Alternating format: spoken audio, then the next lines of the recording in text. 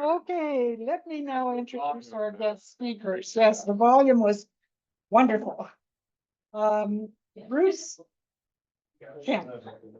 Bruce has been involved with the marine world since the 1970s, first as a diver and a shipwright, then as a writer and a photographer. He established an international reputation for his creative style. He is generally regarded as one of Canada's top marine writers. The author of more than 1,000 feature articles for magazines and newspapers, Bruce has written 2 books on the Great Lakes, The Weather Bomb, 1913, which he spoke to us about that book, and The Whales of Lake Erie. He also penned a novel, The Underground Railroad and the American Civil War. Today, Bruce has 2 new books in the production line and writing stages for Harbor Publishing, Douglas and McIntyre. Weather Bomb 1913 earned him recognition from and an associate membership in the International Shipmasters Association. He currently sits on the board of directors for the Briggs Tall Ships Adventures out of Hamilton and for Friends of the Rideau. His journalism work as both writer and photographer has taken him to more than 40 countries. Some of the major stories he has worked on were the America's Cup, 1983 to 1984. In 1986, he was commissioned to write the Canadian entry into the official America's Cup Challenger program. He was the Canadian media face during all the Canada's Cups competitions from 1984 to 2004. Bruce also worked with Haida canoe carver John Bennett to record his techniques and history of creating these incredible West Coast vessels. He was first to report internationally on the recovery of Roald Amundson's last Arctic exploration ship, the Maud, from its resting place on the bottom of the ocean near Cambridge Bay, and 2-year transport through the unforgiving Northwest Passage and North Atlantic to Oslo, where it now sits as part of the Amundsen Museum. Quite a wonderful display. For a large part of his career, Bruce worked on the Toronto Star organization, first as its weekly sailing columnist and sailing-related feature writer on the sports pages, then as a feature writer for Metroland in their marine and lifestyle divisions. He also edited Sailing Canada and Sail Ontario magazine. Additionally, Bruce owns several local newspapers. His work now mainly appears in Wooden Boat magazine. He's writing an article now about the Severn 2, where it's finished. March, April coming out, and I'm trying to persuade him to come and talk about the article, along with the owner of the boat. He's an award-winning writer and photographer. Bruce's accolades include Caribbean Photographer of the Year 2006, Best Travel Journalism Award for the Ontario Travel Marketing Partnership 2006, nearly a dozen first place and honorable mentions from the Travel Media Association of Canada 2005 to 2017. As a teacher in 3 community colleges and 1 private college across Canada, he created Canada's first travel writing course, was the developer of George Brown College's journalism program, and taught photography. While at George Brown, he was named one of the top teachers in the school's continuing studies department. Bruce was friends with the late Stan Rogers, whom he met when Stan was finishing his last collection of songs from Freshwater. Bruce provided information on the Great Storm of 1913 and was inspirational for the song Man with the Dolphin. Blue Dolphin was a 130-foot Rouet schooner that sank at the dock in Sarnia, Ontario, and on which Bruce worked as a diver to help raise. Bruce lives near the Rideau Canal in Merrittville and is restoring a 26-foot Rampion sloop, which he has time when he has time to work on. Yeah. And Christine Chesterman. Christine is the captain of the sailing brigantine TS Playfair, based in Hamilton. She has been on the roll for the past 5 seasons. Christine started amidst the pandemic, and the Briggs moved from Toronto to Hamilton. She began sailing at the age of 17 on board the sail training vessel Fair Jean, which was at that time based in Kingston. After several years crewing there, she volunteered on tall ships and sailboats around the world. Later in Toronto, she joined Brigantine, now the Brigs Youth Sail Training, as mate of the Pathfinder. Between then and returning to Briggs in 2021, she lived in Scotland for several years. There she worked with an at-risk youth, with at-risk youth on projects focusing on outdoor education, volunteering, and mental health with Royal Afternoon and Home. That's exactly where I worked as well. So please give these two fine people a warm Shellback welcome. Yay! Anyway, welcome. I'm glad you're here. Yeah. It's been a while since I've been at Shellbacks. I first joined Shellbacks in I think it was 1984.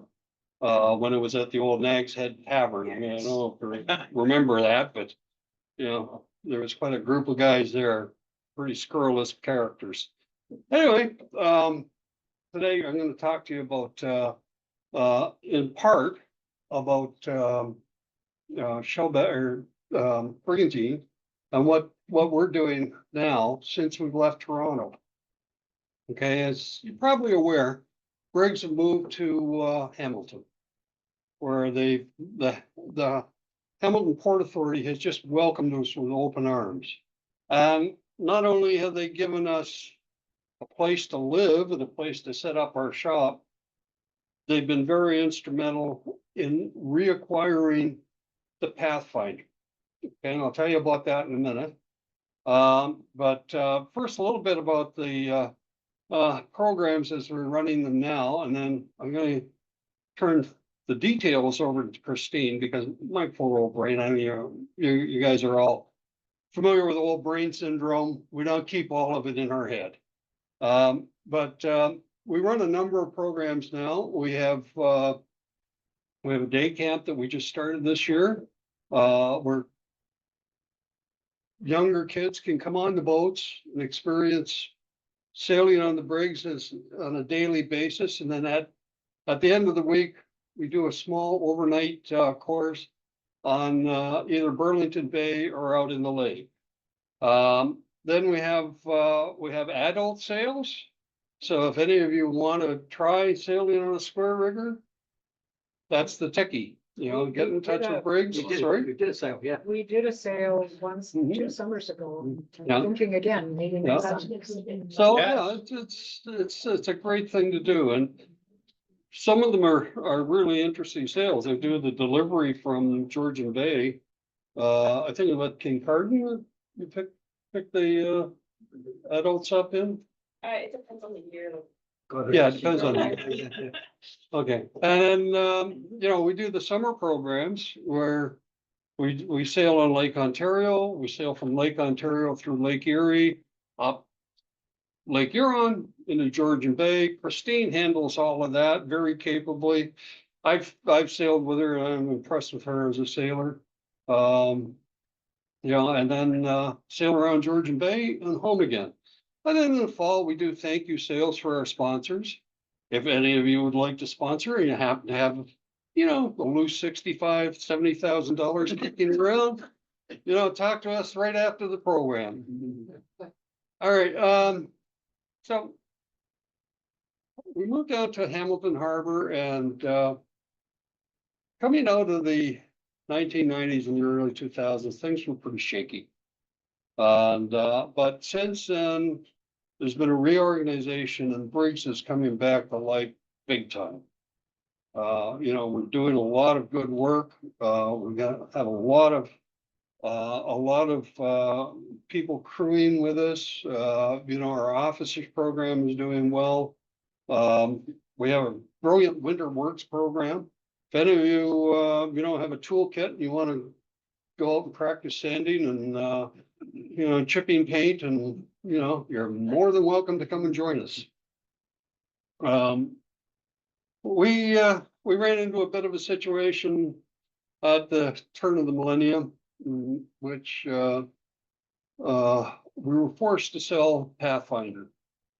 And, then we found a fairy godmother, Blair McKeel Shipping, who bought Pathfinder and has done a lot of work in restoring the ship and has sold it back to us basically at cost. And now we have two ships. We still have a little bit to work. We just reacquired Pathfinder this past winter. And so now we have a little work to do to get her back up to snuff. Our day camp program is run on her right now, but eventually, she'll be returning and sailing on the longer voyages. I think that's our game plan, isn't it? Yeah. Anyway, so all I can say is God bless Blair McKeel. The Yes. guy didn't have to step up to the plate, but he did. And so what do we do with Briggs? We teach young people. It's a teaching platform. We teach them self-confidence, self-reliance. We teach them traditional skills. And, it's a good program. Like I said, I've been involved with Briggs since this guy phoned me up and said, come on, I'm gonna take a sailing and buy you a beer. Well, a free beer, sure, you got me. I'm a journalist, I'll drink at anybody's table. Anyway, so I got involved with Briggs, I think that was what, 86? Yeah, and you wrote a wonderful story in Yeah. Canada magazine. Yeah. Got all kinds of So, exposure. Anyway, I went sailing with Briggs and I haven't been able to get away from them since. They're kind of like getting fleas. You never quite completely get rid of them. Anyway.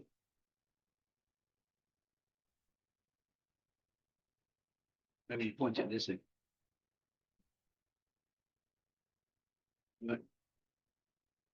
Okay, click, please, Green.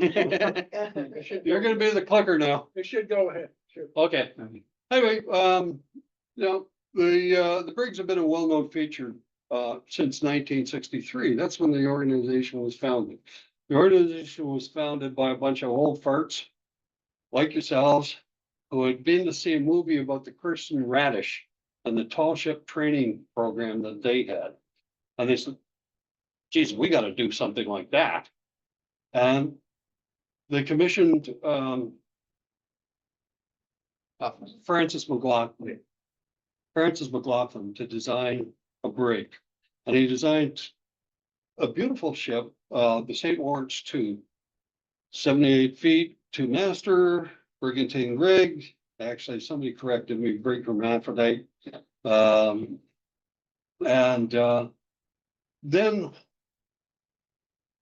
Pathfinder was built on those same plans. And she was launched in 1963.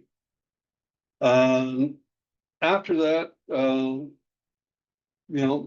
program was so popular that we built a second brig, the Playfair, named for one of our sponsors' organizations. And we launched that. And in 1973, Queen Elizabeth gave her name in Kingston, the launching ceremony. It was a real, we have a royal approval. We went through the 60s and 70s, it was an odd time. Initially, the program was for boys only. Then in the early 70s, young women were invited to make up crew. So we had a girls only crew. And from 1974 on, we had a series of sails with young women. And then in 1980, the program became fully co-ed. So young men and young women. And okay. Hello. There we go. You have to press your button. Yeah, okay. Anyway, the two ships have sailed in concert for years, and they're really widely known along the lakes. But the important thing is that they take young people out and they test them against themselves, and they teach them self-reliance. So there are no helicopter moms on deck. You know, the kid gets on that boat, it's entirely up to them. First trip I made, do you remember the German girl who came with the 27 suitcases? Oh, God. Her aunt had lied to her. She said, it's going to be like the Love Boat. Oh, you're going to have a lot of fun. She had nails about that long, very easy, varnish. Makeup. Oh, yeah, definitely makeup. I mean, she was a real hottie at 13. But she was not impressed. But by the time that we got into, we had sailed around Virgin Bay and got into Tobermory, she was part of the crew. She was loving it. And,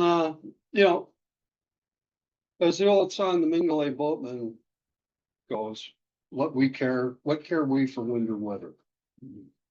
And, we do sail in all weathers. We don't risk anything. I mean, we know the Great Lakes. Right now, we're in a very auspicious week. Sunday is the 112th anniversary of the Great Storm in 1913. I don't know if you know anything about that. 12 major ships lost in 9 hours. 8 of them on Lake Huron alone. Monday is the 50th anniversary of the sinking of the Edmund Fitzgerald. This is the week of the witch. But we don't take any risks. We take risks, but they're calculated, and we've got good people handling them. Who took the picture, for goodness sake? I don't know. I Phyllis took the picture. gave all of my slides to Briggs. They're like, here's a gift. So this is half theirs and half mine.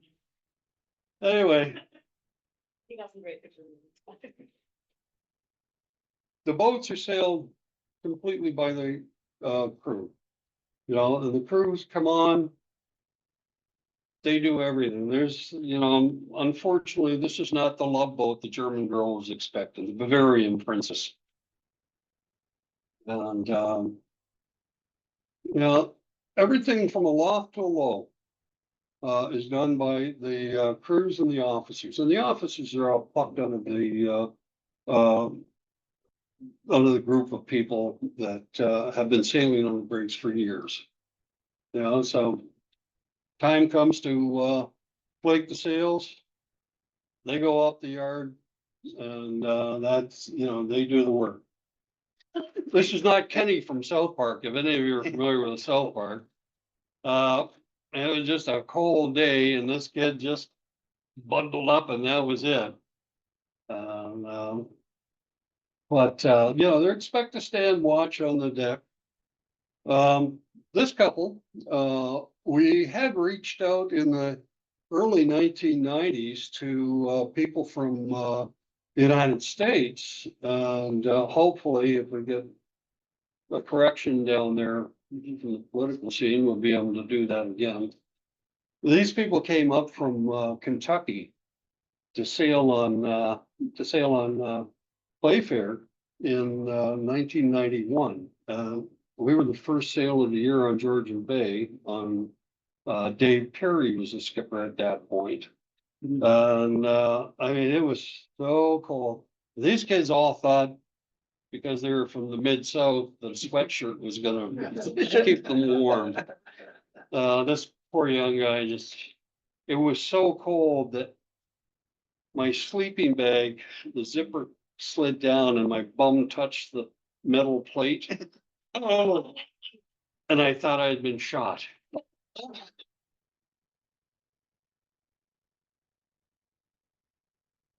And, but kids are not fragile. You put them up against it and they come through. and they learn a lot. Now, this is Pathfinder. We just got her back. So a little bit on Pathfinder, and the situation as it stands right now. Blair McKeel sold it to us, back to us for $600,000. Okay, quite a chunk of change. Hamilton Harbor Commission, Hamilton Harbor Port Authority gave us an interest-free loan for 10 years for the full $600,000. Now we have to raise $60,000 a year. And we need people like you to help. Okay? It's a very generous loan. But we still have to pay it down.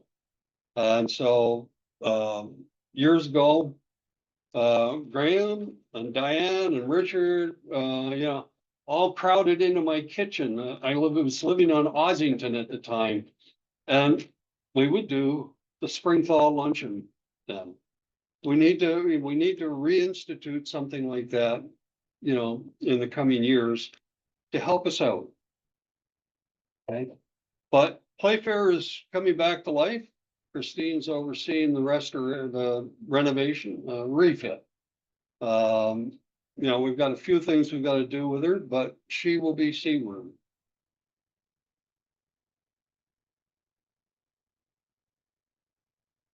Okay, and this is our other ship, Pathfinder or Playfair. And it's an interesting program that we run. Playfair has been doing the North Channel now for a few years. Those of you who sailed in the North Channel, have a good idea what it's like. And so it requires some navigational skill, some seamanship skill. And we've gone a very, very long time without any kind of incident. So our safety record is unparalleled.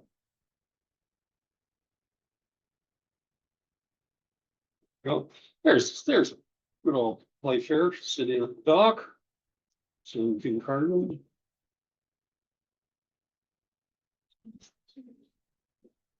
And the two ships, spend time in the different places that we like to go as cruising sailors, and then Bay Fin, in Georgian Bay, Northern Bay. But the crew do everything. They load the ship.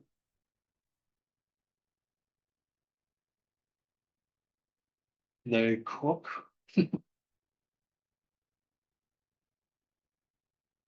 They have one trip I was on, I was introduced to the drink of the day called, it's Freshie, but they renamed it Retchie. Believe me, it was. One of the things is if you go on Brigs with one of the programs, the term a teenager's bedroom really comes to mind. But hey, that's their world, not mine. We teach traditional skills, knot tying.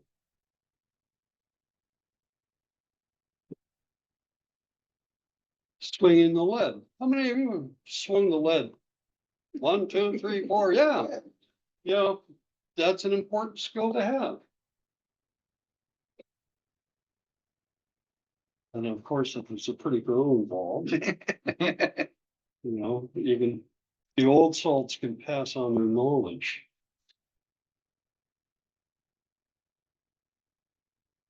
And even the day-to-day chores get done. We've got to scrub the decks. There's no holy stoning at the moment, but the decks are washed down every day. And these guys do probably more than they've ever done at home.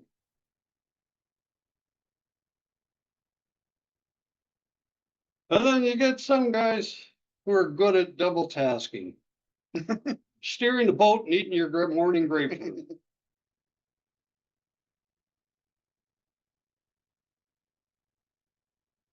Now, in years past, we actually did a lot of the maintenance ourselves. In 92, Playfair lost her foremast. My wife, they came into Sarnia with a broken foremast. They made one in the shop here in Toronto on the harbor and trucked it down to Sarnia.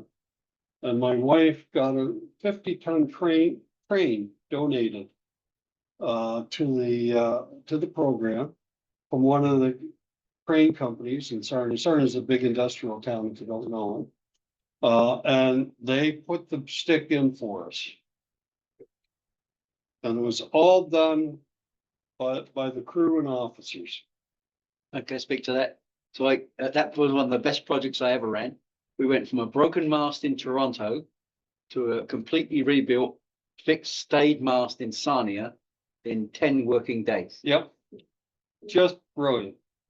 You know, it's a testament to what these young people can accomplish. You know, everybody kind of wrings their hand and goes, well, you know, they're kind of useless. They're not. They just need to be challenged, and that's what this program does.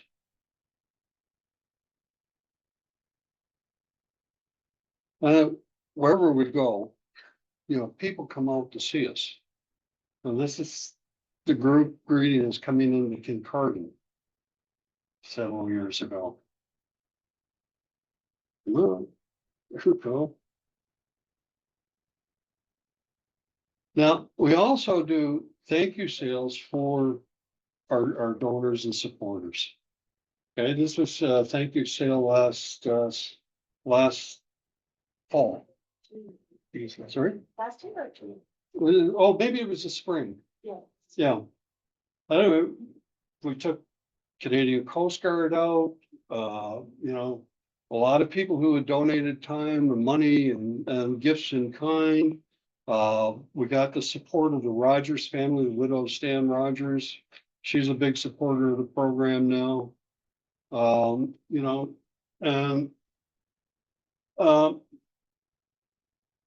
the crew do everything.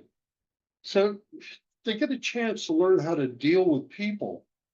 You know, they represent their organization very, very well. You know, it's a great pleasure to see these young people doing this.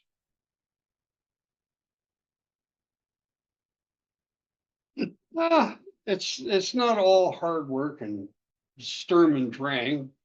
You know, there are days when you look after doing simple things like washing your hair and doing your laundry. You know, all this stuff has to be done. Mom did this earlier, but now you got to do it yourself. And then there's time for fun. You know, it's not all hard work and, you know, cursing and swearing and climbing the yards. You know, it's just there's time for fun. And everybody has.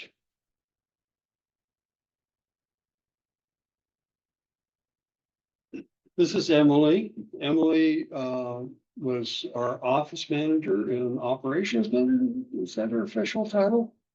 I just remember her as Emily. She's a program manager. Program manager.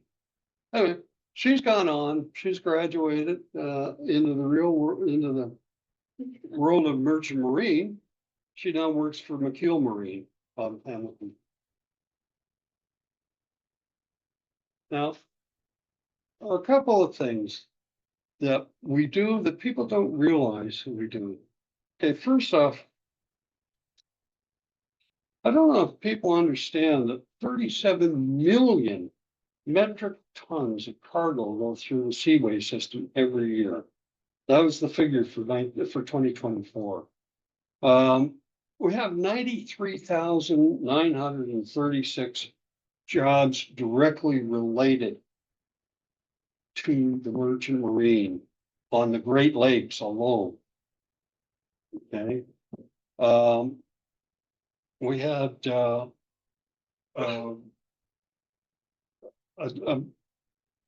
we have people who make starting wages of 41,000. And captains make $200,000 to $400,000. Okay, this isn't a coffee shop job. This is a real job. And you know, we're faced at the moment with the problem that not enough people are signing up to go into the merchant marine on the Great Lakes.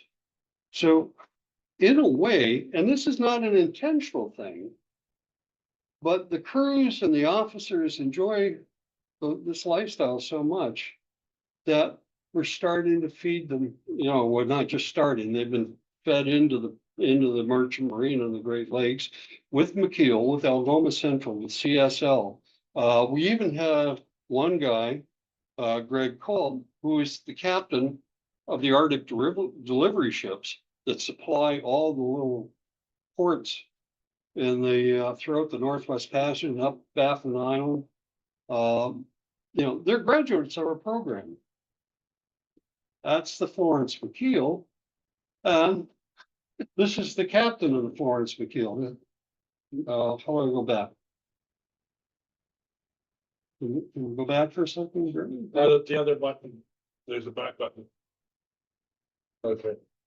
Right. There, okay. The gentleman in the white shirt is affectionately known as Lurch. Is Michael Radaway. And when I first met Mike, it was on my first trip with the Briggs. And Mike was wearing mascara. He had pins all up and down his ears. He wore bunker gloves. His deck shoes were Doc Martens. I mean, he was the last guy I thought we would see in the role as a captain. Mike is now one of the most respected captain on the Great Lakes. This is a shot of him receiving the top hat for being the first ship on the Florence McKeel into Hamilton Harbor. Right. There we go. There's another one of our graduates, Sean O'Donoghue, Captain Sean O'Donoghue, Pilot Sean O'Donoghue. He was, and I believe he still holds the record for being the youngest ship captain on the Great Lakes in modern history. He's also the youngest chief pilot on the Western Lakes. He is the guy who is the super captain. He knows every inch of the water, and he learned that with Briggs. I sailed with Sean to Thunder Bay and back a couple of times, and I was amazed. You all know the cab drivers in London, how they have to have the knowledge of every street in the metropolitan area of London. This guy keeps every current in back eddy right up here in his brain. He knows. He has the knowledge. These are the people we've produced with Toronto Brigantine. With Briggs. Sorry, bit of Freudian slip. Anyway, you know,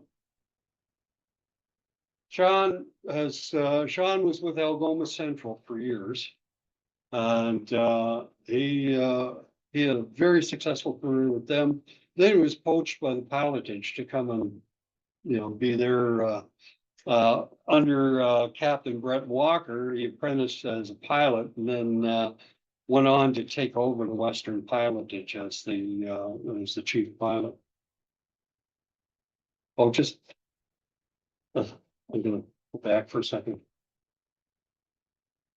You see two people down on the shore. This is a trip I made with Sean. That's my mother, my 97-year-old mother down on the shore there, just beyond the bridge. And as we went through, Sean gave her, they call him Captain Hornblower. He gave her 10 toots on the whistle as we went by, and she wanted to marry him. And then, so this is the end of my part of the presentation. I'd like to thank you all. You know, I consider Briggs an important part of the Canadian cultural landscape. We can't let it go. So we need your support. Okay. And now I'm gonna turn you over to my friend and colleague, Captain Christine Chesterman. I'm Bruce. Go Yeah. ahead. Bravo. Bruce took that picture, well, over 13 years ago. Yeah, it's getting on there, 2014, something like that. 11 years ago. Thank you, Bruce. All right, I'm standing in the right. Oh, somebody's throwing money on the right floor. spot here. Oh, Could have been. we've had my tuning. All right. Hi, everyone. My name is Christine. I'm the captain of Playfair. Thank you very much for having Bruce and I here today. It's really lovely to be here, and it's also always exciting for me to get to talk about the ships because that's what I love the most, and you can hardly get me to shut up about it. But you know Richard, so you know the type of people that we are. So, as Bruce mentioned, I was first mate of Pathfinder back in 2014, and that picture was taken, and that was the first time that I'd ever sailed with Brigs specifically, because I started out in a different sail training organization, which is Town. Now they're in Ottawa, and at the time, the ship that I was sailing on was based out of Kingston, and I got in just in time. So you'll see in all of these photos, there's plenty of kids who look like they're in grade 8 or grade 9, and they are, and that's a perfect time start. But I got in grade 12 at the last second. One more year of not hearing about it, and who knows where I would be right now, but not here. And not doing this and not having had all the experiences, both on the Great Lakes and around the world, I was so privileged to have as a result of these programs existing. There's no sailing background in my family. My dad's claim to fame is that he bought a boat, fixed it up, and sank it immediately. So this is my sailing is entirely to do with tall ships. And the first time I went on a yacht 4 or 5 years into my sail training journey, I had to learn how to use a winch for the first time, and it was a very like meeting of worlds. So very much tall ships from the beginning, but I couldn't have made a better move from the sail training organization where I grew up to Briggs. There is something very, very special about the Brigantines designed by Francis McLaughlin. They're amazing. They sail super well. They do, as I've heard Francis was known to say, they've got everything you want and nothing you don't. And they're really just amazing, amazing ships. And as a result of how they're designed and how the program on them runs, yes, everything can be done by the young people on board, both in terms of like physically, they don't have to be big grown-ups to be able to do things, but also in terms of the areas that we sail. So on the Great Lakes, I've sailed in the UK especially as well, and they're not able to give the young people quite the same level of responsibility just because where they're sailing, it's a lot more extreme. But on the Great Lakes, you can really hand everything over to them. So this picture is one that I took from Pathfinder of Playfair back in 2014. And over here is at the time the first mate Noah Krantz, and then many, many years later when I was captain of Playfair, my second or third year, he was captain of Pathfinder. So we've switched boats, and that was really cool. He's also in the marine industry now. He works on the tugboats for Mitchell Marine. So I think I'm going to try and focus a little bit on just the first half of the summer that we've just had. I started putting together slides to tell you all about our cruising season, but it's the part where we're like really away for the whole time is 3 months long, and it's a lot. So I'll try to focus on some parts of it. And I see. Voila. Oh.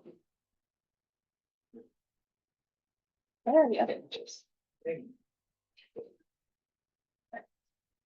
All right, so I'm gonna not go over this part too much just because Bruce has already done such a great introduction of the program. The age range is 13 to 18 for people who are signing up now that we have a day program in Hamilton Harbor.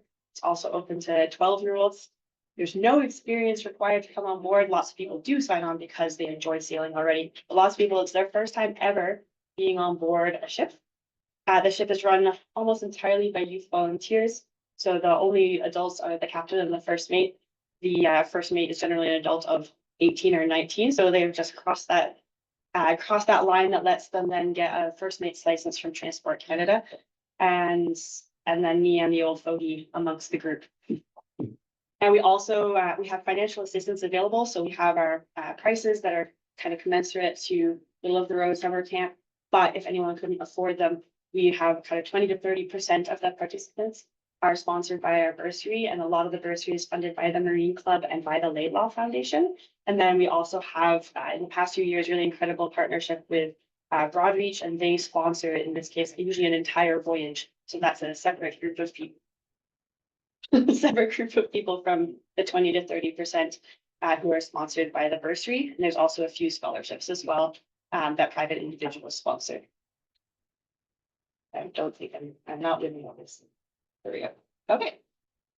And then I've included a couple photos from our winter program as well. So participants who enjoy their time on board in the summer and were crazy enough to do it again and really get into the meat and bones of it, they come down on the weekends from Friday to Sunday. On Friday, they have a lecture in, well, depending on what level they're at, in various nautical themes. So for the senior officers, they're learning navigation, how to anchor, how to deal with heavy weather. And for the younger and newer kids, they're really making sure that they have actually learned their knots. They're learning how to be a leader, what they would want, how they would need to behave if they're going to become a petty officer, and just really memorizing where all the lines are and that kind of thing. So on Saturday and Sunday, they then transform into good little workers. And they do all really a huge portion of the labor on board. So whether that's rust busting, painting, sanding and varnishing, rope work, refinishing the blocks, whatever it is that needs to be done. Obviously, you can't do it all every year, but they're working on that. So that's two of them over there. 2 years ago, when we had the boat out of the water to do a ton of work down in the tank area and on the outlet hull. Is the Hamilton Harbour Camp a day sail program? Yeah.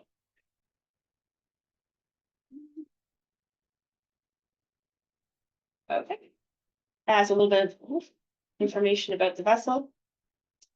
So again, I won't spend too much time on this, but Pathfinder came about in 1963, Playfair in 1973, and that's just some facts about her. She's made of steel, very sturdy. If your kids drive her into a rock accident, it's okay. Okay.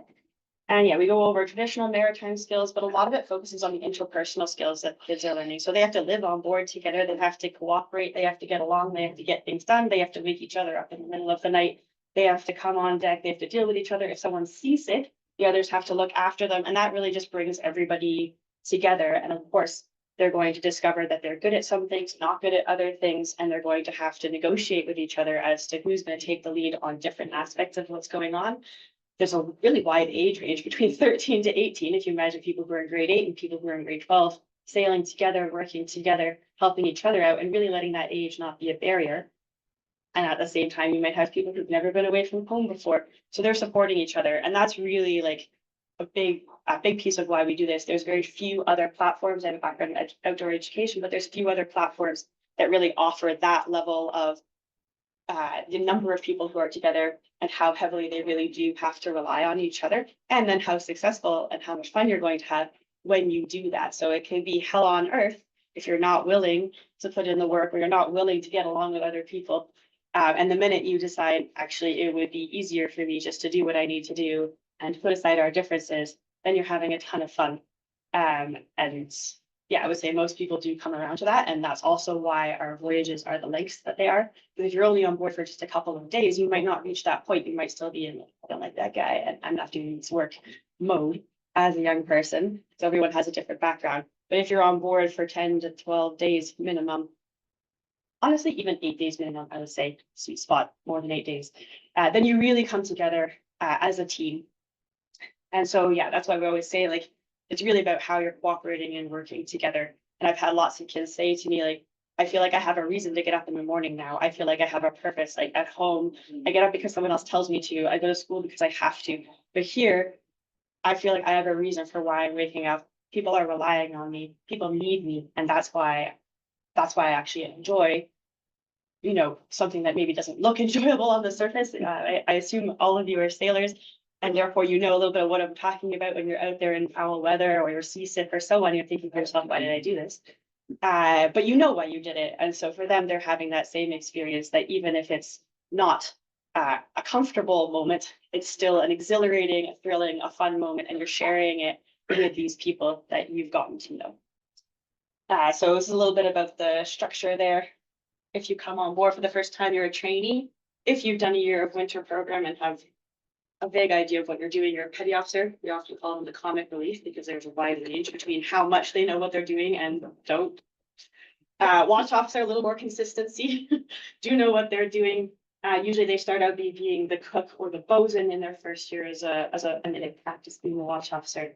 And by the time they're in their third or fourth year of the winter program, having done tons of maintenance on board, taken the boat apart and put it back together again 3 to 4 times, been through all of these other stages, learned from the other watch officers, learned from, a variety of crew and volunteers and so on who come on down, then they're in the senior watch officers.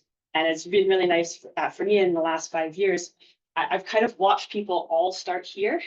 When I got back from Scotland, and the boat was moving from Toronto to Hamilton, and there was the pandemic, there was a big gap. There were none of these people. So there was myself and the first mate, and there were people with this level of experience. And so it's been, I would say this past year, there was a gentleman who graduated who's now at Georgian College for Marine Navigation. And he was a trainee in 2021, and he's now done the whole thing. He did 5 years. And so I felt like him and his buddies, I guess, were the first group of people that I saw who went through the whole process. But now that it's in place, the rest of them, those who stick it out will also go through what would be the whole program. Obviously, you get for anything, you get the most out of it when you do the whole thing. Helps if you start young. All right, so we have a 24/7 watch system, and so we can sail day and night. Doesn't matter what time it is. So it's really helpful, especially in the North Channel. I really like sailing at night and then going places during the day. Really means you can pack a lot into a short period of time. So they stand 4-hour watches, and then they have 8 hours off. But in those 8 hours off, they'll rest, they'll cook, they'll clean, and they'll also be on standby during the day. So that's sort of more sleep during the night, but during the daytime, they're more like 4 hours off. So of course, by the time your trip is over, when they get home, they will sleep for a solid 20 hours. That's okay. So this picture was in Bruce's as well. It's just a fun day on Lake Ontario there. It's better. I'm constantly very analytically fun. Every day is different. You sometimes feel like even though only one day has gone by, you're talking with your friends about that great storm the other day. And maybe it felt like a few days ago, but actually it was just Caden there. That's Caden, yeah, that's Tom over there. It's not. Let me continue.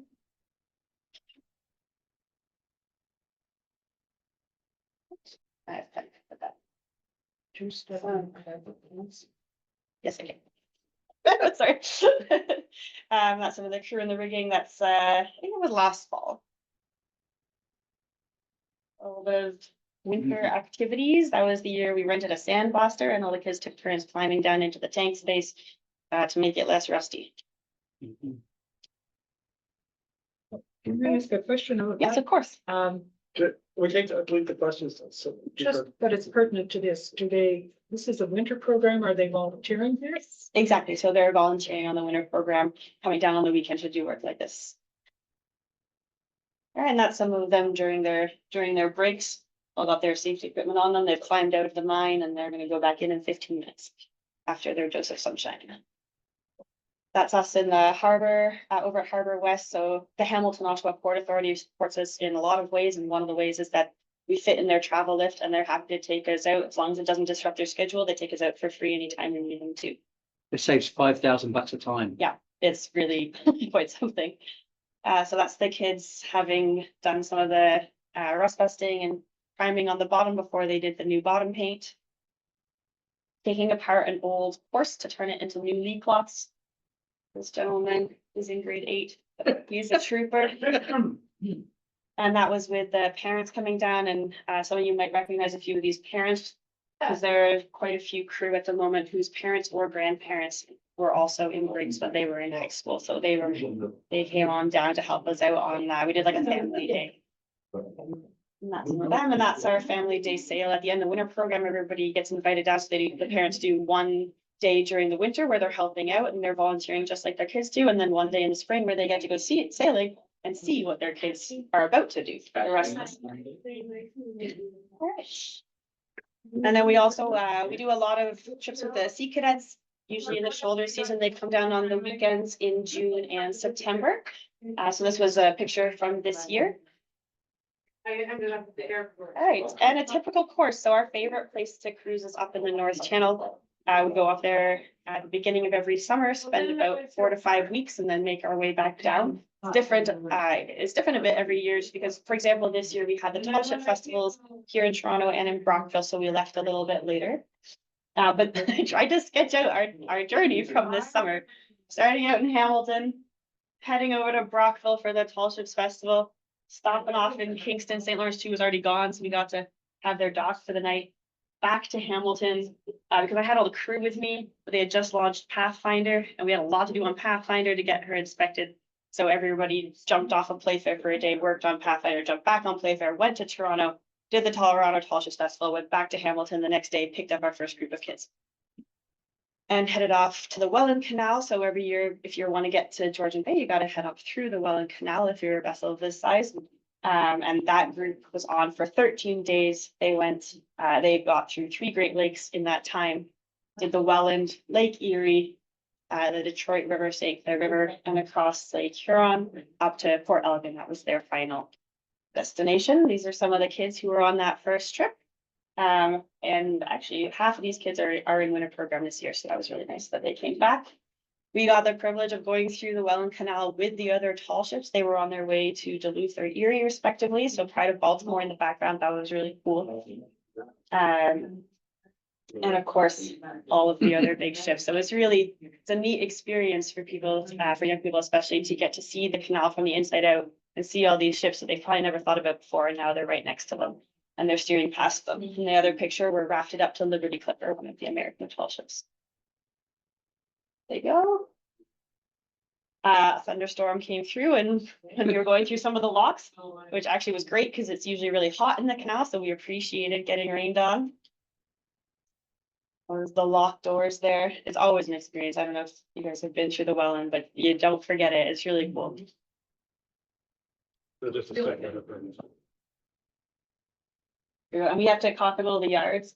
So the yards are usually, of course, directly across, but to go through the Welland, they require you to put them like so that they're inboard of your hull structure. And then obviously you put them to right so you get to look over. This was really cool. This was definitely a memorable moment. They came up right behind us in the pouring rain, and I could hear on the radio that the canal was telling them to go closer. And we're already right up against the lock wall, getting splashed by the water coming down coming down the gate. And so I just had this like vision as if, this is an 1812 American warship. I was like, this is what it would feel like if you were being hunted by the Pride of Baltimore. There are bowsprits coming over our quarterdeck. Hello, you are so large. Anyway, fortunately, all they gave us was a block of cheese. They shared their fancy French cheese with us. It was great. But yeah, had a moment where I felt like I was in a different century for real. And then we headed off across Lake Erie with these guys. Some swimming, some lovely sunsets. The wind was against us at first, but then it went with us for the rest of the trip. Honestly, as far as Lake Erie crossings go, it wasn't too bad. Sometimes they can be ridiculous. The weather on that lake when you're going against the prevailing wind direction can be very unpleasant sometimes. We also had this creative new sail called the Forsh, a combination between the fisherman and the course, because the course, our course is our oldest sail at the moment, and it requires frequent sewing back together.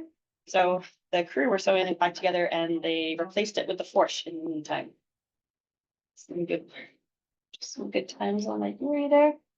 And every evening underway and at anchor, we have a sunset ceremony. Everybody gets together, you check all the safety equipment, you dog all the hatches, make sure everybody's accounted for, that they know what they're doing that evening, that they haven't lost their shoes. And we do our songs and our games and our check-ins all at that time. So this is these guys getting ready for sunset there.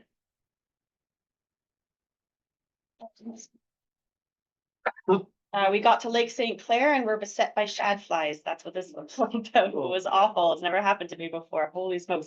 So we were steering through them and trying not to open your eyes or breathe while going through the St. Clair River and trying not to get hit by cargo ships. So that was a time. And then this picture here is just the chart for Point Pelee. You can take a little bit of a shortcut carefully through here. If you take too much of a shortcut, you just end up on the point. And that's Detroit going on through just before a squall rolled through. That's a picture that was taken of us in Sarnia from one of the, turns out somebody's grandparent lived in the building that we had docked in front of, and one of the kids who was on board.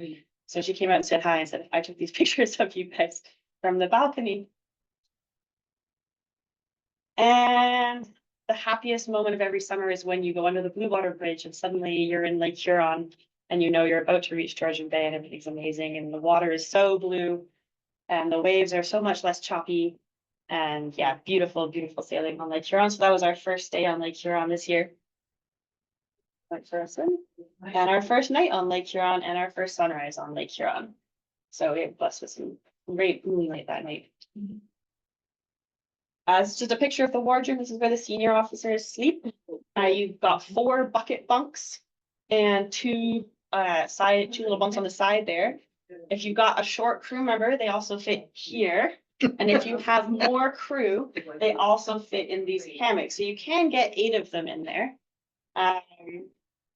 which we did for a lot of this summer. So we've kind of in an interesting place with our crew where crewing 2 boats, you have just enough people to crew 2 boats. But if you only have 1 boat and you want all your crew to go sailing, you just have to pack them in. So we did sail at our maximum capacity of 32 people for pretty much the entirety of this summer and last summer. And that was with 15 trainees and 15 to 16 crew members on each voyage. But the crew are easy to squeeze into a small space because they already know what to expect and they're just happy to be there. So they'll sleep anywhere because they're happy to be there. There's some of our trainees. They painted the Samson Post pink. That was just because we'd been in the canal with the Pride of Baltimore. And many, many years ago, I heard from a different captain back in the early 2000s, mid 2000s, I'm not sure. They went to a tall ships festival and the Pride of Baltimore pranked the boat by painting the Samson's Post pink, and everyone felt so honored because the Pride of Baltimore is such a grand ship. They felt so honored that it's been pink ever since. So they said, oh, well, now we've seen the Pride of Baltimore, we're gonna touch up the paint on Samson's Post. Does anyone recognize this building? Bruce Nuclear, that's right. So we have a petty officer on board this year who's from Port Elgin. And he came sprinting down and it was kind of foggy before we came up here. It's very foggy in this area a lot. He said, Kevin Chesterman, what is this fortress on the shoreline? I was like, I think that's the fortress where your dad works, buddy. Because his dad works at First Power. But he's never seen it. So his jaw dropped and he said, oh, so it's now called Fort Bruce. And that's us just coming into Port Elgin there. We anchored just before dawn off of Chantry Island. And this isn't clouds, this is a huge fog bank rolling in, about to completely envelop everything. And that light, which you're supposed to be able to see for miles and miles, you can't see it from right there as soon as the fog bank rolls over it. And that's these guys just furling after we anchored. So as much as possible, especially once you're up in Georgian Bay and Lake Huron, you don't need the engine. We can sail our way onto most places. Port Elgin, actually, you can't really sail into the harbor that well, but you can sail onto the anchorage outside of it, no problem. And so we do our best to sail on and off of all of our anchorages and as many of the docks that we possibly can. Further up in Georgian Bay, there's a lot of old cargo ship docks. They're great. They're 1,000 feet long, very wide open, and nobody else uses them. So those are really great ones to sail onto. Midland is amazing. The end there. Last year we had a great trip. The highlight was we had a 9-day voyage where we sailed off the dock in Perry Sound and onto the dock in Midland 9 days later, having never turned on the engine. Yeah, so that was definitely a highlight because usually something happens where like you need it for something and that ruins your virgin course. So it was really special that time there was we didn't skip on anything. We still did everything we wanted to do, and every moment was like, is this the moment we're gonna have to? No, we're good. So got to go everywhere we wanted to.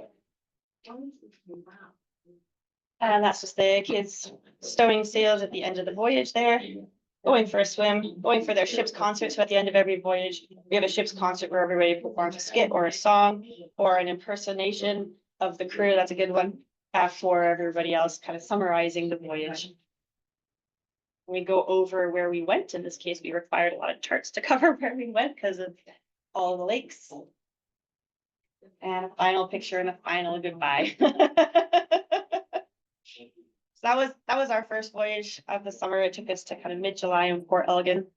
And from there, we headed off to our next voyage. So although it's Port Elgin to Owen Sound, which wouldn't take you very long, it was another 13, actually I think it's been a 14-day voyage.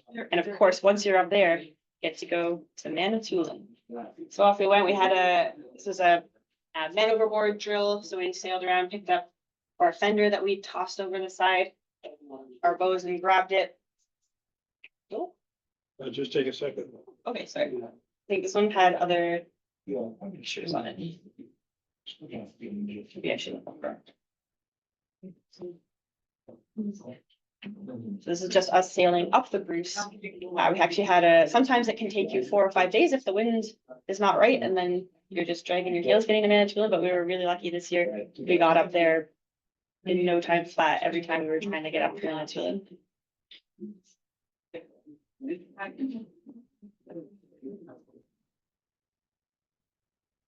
Okay, so that's Dawn heading through the islands near Tobermory. There's a couple different channels you can take. We were in the Yeo channel going between Yeo and Lucas Islands.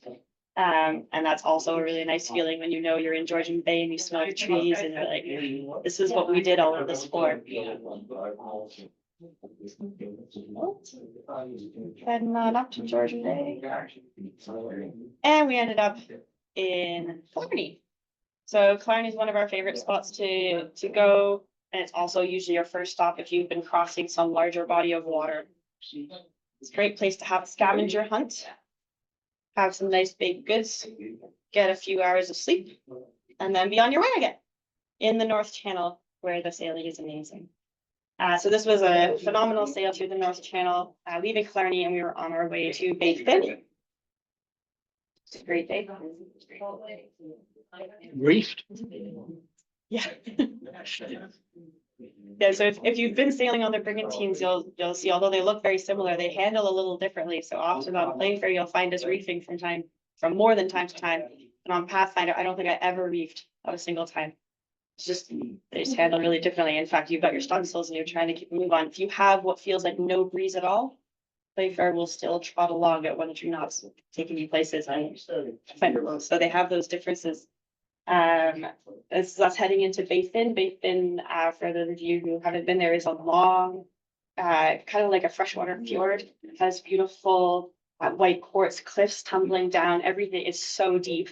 The water is very turquoise, and there's rocks everywhere in between where it's really deep. So really fun navigation. It's concentrating over there. And just, yeah, stunning scenery in Bay Fin. Always a highlight when you go through at the end of Bay Fin, there's a little area. It's kind of like just like a tiny channel that leads you to an area called the pool. And to get through it, there's an opening which is just barely deep enough for us, especially when the water levels are low. So we always tell the kids to get into the man catcher and just lift us up a little bit. Does it make that 1 inch difference? I'm not sure, but we got through, so it's all good. And then, back. Just over here, this is one of the places we try to visit at least once or twice every year. This is us going bows up. So we come on in, drop a stern anchor behind us and drift onto the spot next to that dead tree. And that's a really wonderful place where you can then hop ashore. You can just take a nice step right off the bowsprit, pass your lines ashore, tie them up to a tree, cinch yourself between your lines and your stern anchor, and go on a hike to Lake Topaz. That's Lake Topaz there, so it's a beautiful one of the crater lakes that are up in Killarney, the Killarney Highlands, Killarney Provincial Park. This one has nothing growing in it. If you touch the rocks underwater, there's no slime. It's just really like rough stone, like nothing is alive in there. Bright turquoise and a beautiful place for going for a swim and having a campfire. Get our lunch up there. Pick wild blueberries, come back with tons of blueberries for your pancakes the next morning. Ask these guys. All right. And yeah, and that's just us in the pool tied up there behind the ship is apparently the Evinrude cottage. So people, they've taken pictures of us and you see them sometimes in Little Current saying, "Oh, we saw you at the pool." All right, that takes us to Little Current. Little Current is is on Manitoulin Island. It's kind of one of the biggest towns. I think it's the biggest town on Manitoulin Island. It has the famous swing bridge here, which opens on the hour. They say for 15 minutes, it does not open for 15 minutes. It opens for the minimum amount of time that the boats can scoot through at top speed. Has ruined many a virgin sail with its timing. But this was a lovely, lovely time coming through Little Current, and we met up with Roy. So if anyone's cruised in the North Channel before, Roy runs a cruisers network up there on the radio every morning. He checks in with all the boaters in the area. He gives the news, the water levels, the weather, and he sees if anyone needs help, and then he passes the word on. So if someone's in the area, they could lend a hand to their fellow boater. And whenever we're in town, he's a huge supporter of the sail training vessels and what they do. He's a former high school principal. So he always interviews some of the kids when he's there. So this was one of our watch officers talking about life on board, talking about the volunteering that they do. And then she sang a sea shanty live on the VHF radio for everybody. All right, off we went. Fantastic sailing in the North Channel. This is us heading further west. We were on our way to places like Kagwong and Shellback Bay that we went to afterwards, and sometimes Gore Bay as well if we have enough time to stop in there. And we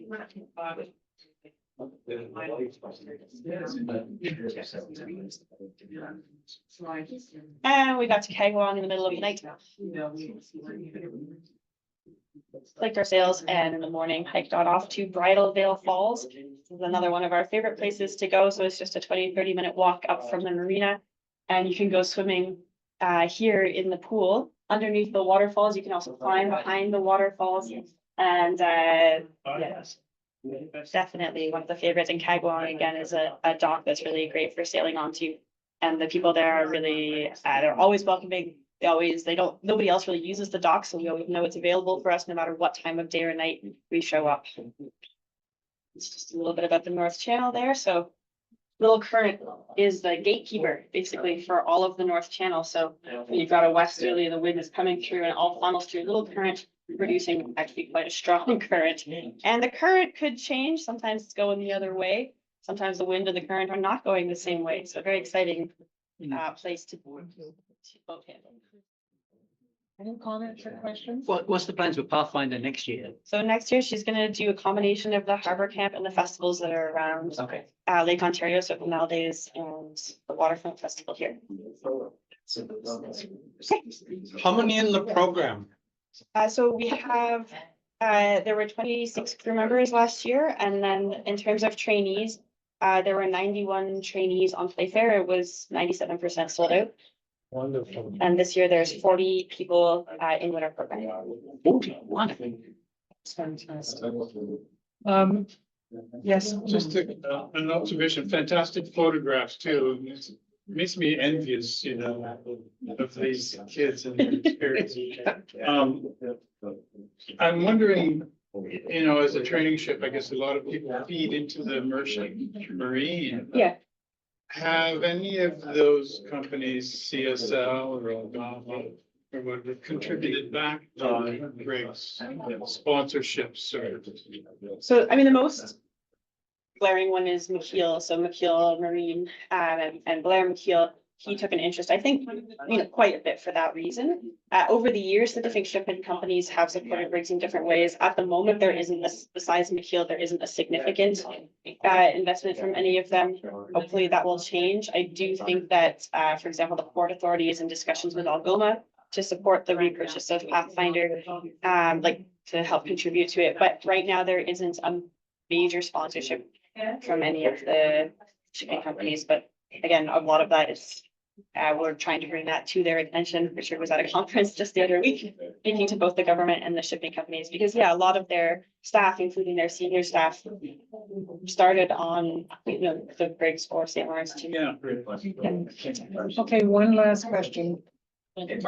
Like Granton came for the first time, what the cost would program be? So the cost for it is around $200 a day, and then as I said, we have a bursary program for anyone who can't afford the cost. And it's cheaper and it's cheaper during the day camp, it's $500 a week for the day camp, Thank you. depending on its age. Okay, Quickly. no more, I'm sorry. We have to stop because we're disturbing. You So can talk to her. where do the kids sign up? Briggs.ca. Online. Brigs.ca. Brigs.ca. Thank you. Okay. Christine, that was amazing, and Bruce, thank you both. A little token of our appreciation, and I echo what Ron said.